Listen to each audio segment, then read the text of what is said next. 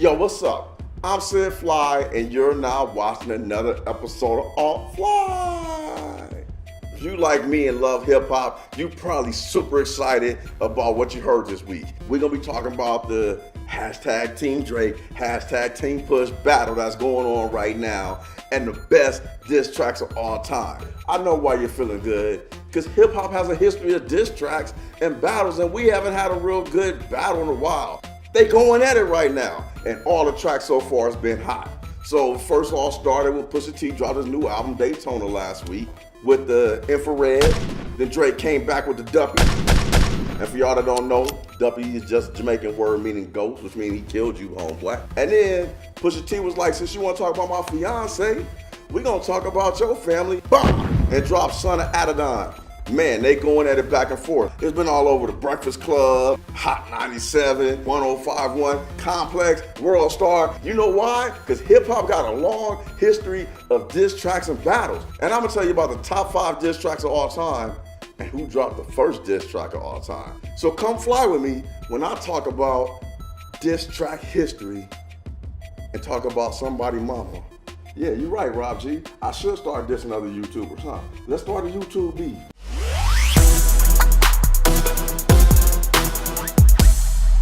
Okay, so let's talk about a little hip hop history. Diss tracks been going on for a long time. A lot of people thought that diss records just started with hip hop. Nah, it was going on way before then. The first diss track ever was Tchaikovsky's 1812 Overture, where he dissed Napoleon and the whole country of France. Damn, that's gangster. So Napoleon and France tried to invade Russia. Russians held their ground, ran off the French, right? Parlez-vous français, ma chérie? And if you listen to the 1812 Overture, at the end, the climax, it's a bunch of cannons going off. And when asked about it, he said, I put the cannons at the end because at the end of the battle, the French was retreating so hard, we used their cannons to shoot at their ass. I see you, Tchaikovsky. I see you. You don't see me because you dead, though. Much love. In the 60s, Lee Scratch Perry was known for dissing people. He started in the 60s. He even dropped a diss track on Michael Jackson in 2010 called Freaky Michael. Everybody know the Beatles, you know what I'm saying? They was the Justin Bieber hair wiggers before the Justin Bieber hair wiggers. Did you know Paul McCartney and John Lennon dropped diss tracks at each other? Paul McCartney dropped a song called Too Many People. John Lennon was sitting at home with Yoko Ono. You know, she was in his ear like, yo, I think he dissing you, homie. And Lennon started feeling some type of way. That's a very rapper thing to do. Be like, I think he talking about me. I'm gonna have to diss that nigga. So he dropped one called How Do You Sleep? Then Paul McCartney came out later and was like, yeah, I was dissing that dude right there. What? The Beatles? John Lennon? And with hip hop, we've had all kind of diss tracks and beefs. You know, one thing most people don't think about is one person gonna win and one person gonna lose. It's been hip hop beefs that ended careers. So let's talk about some people that made their career because of a diss track and some people that lost their career because of a diss track.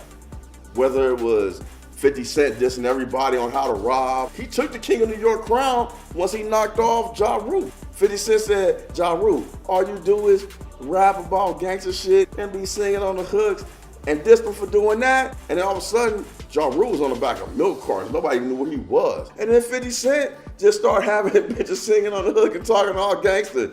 That was the most gangster diss shit ever.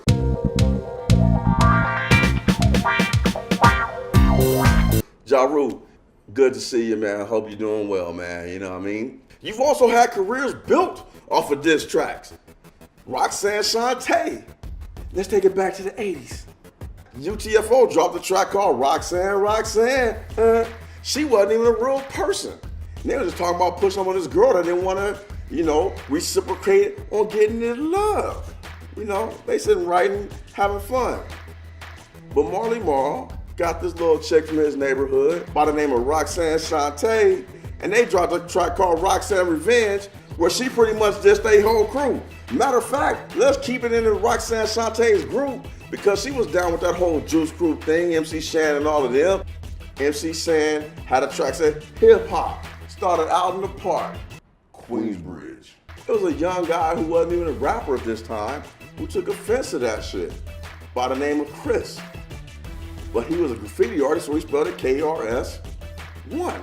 Next thing you know, the bridge is over, the bridge is over, hey, the bridge is over, the bridge is over. Bye.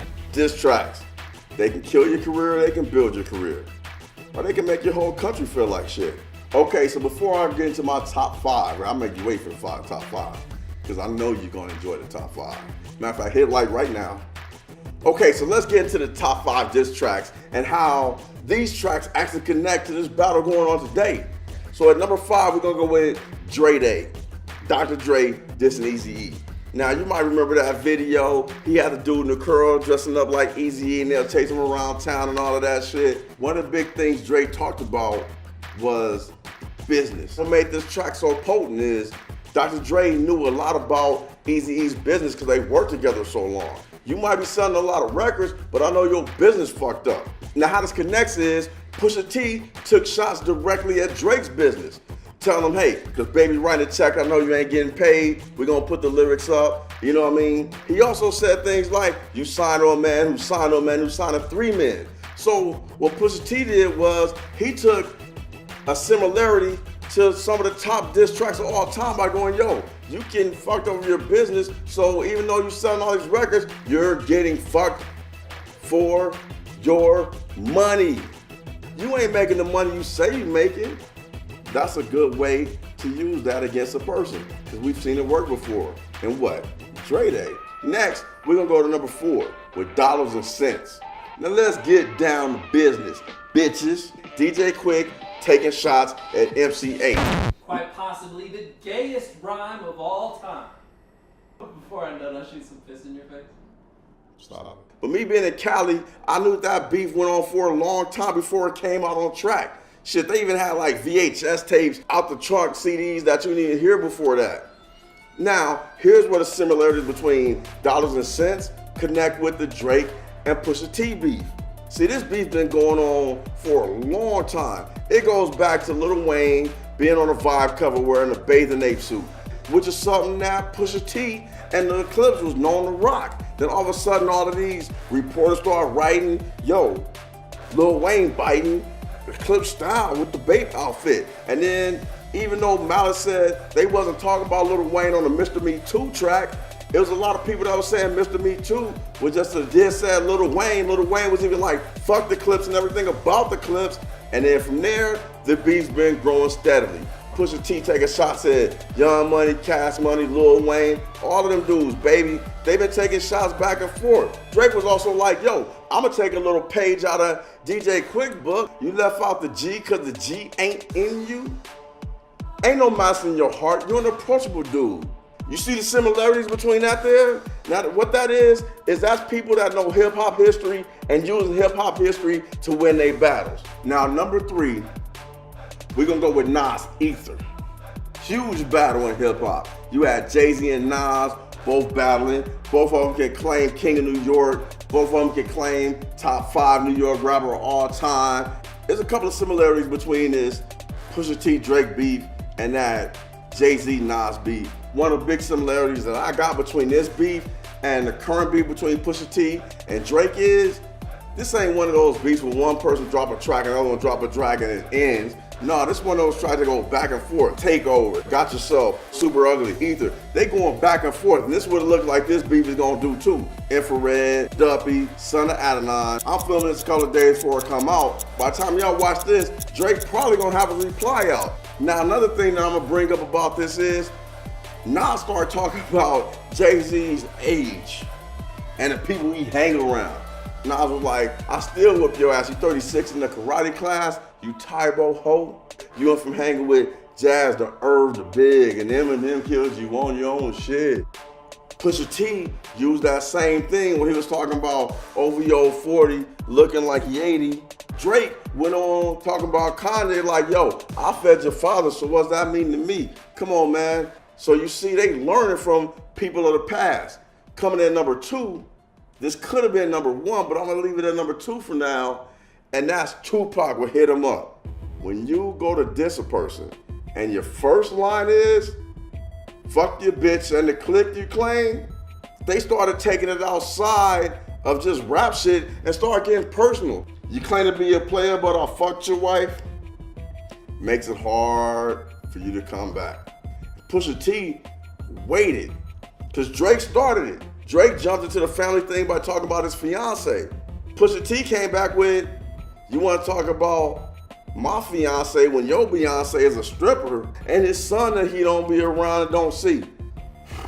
I don't know if he wanted to open that door, but it's open, so now they kicked it in. And this is just the second song. This is Bloodsport when you rap it with tape and stick your hands in the glass and you fight like that. The gloves are off. It's going hard in the paint when you start talking about that. Kanye, your baby mom, your fiance, your kid, deadbeat dad, border patrol shit. Come on, man. This beef is just heating up. Now at number 1, we going with Ice Cube and No Vaseline. Ice Cube was part of NWA. He left, did his own solo shit. He didn't say nothing about NWA. But they felt some type of way. They decided, yo, we going at Ice Cube. He came back with the No Vaseline. The biggest thing was just talking about how you getting fucked out of your money by the label and a white boy.